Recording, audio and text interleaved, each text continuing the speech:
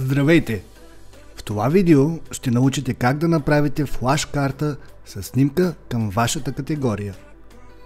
След като сте влезли във вашата регистрация, навигирайте до страницата Моите категории. Кликнете на бутона Карти.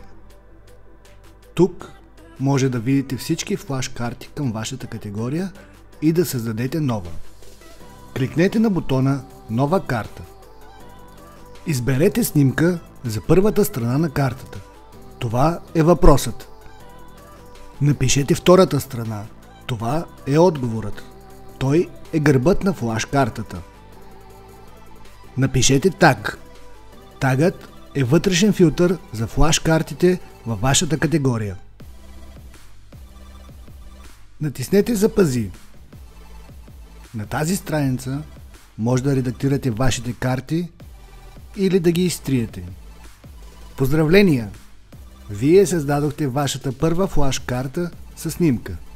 В следващото видео ще научите как да създавате групи от потребители.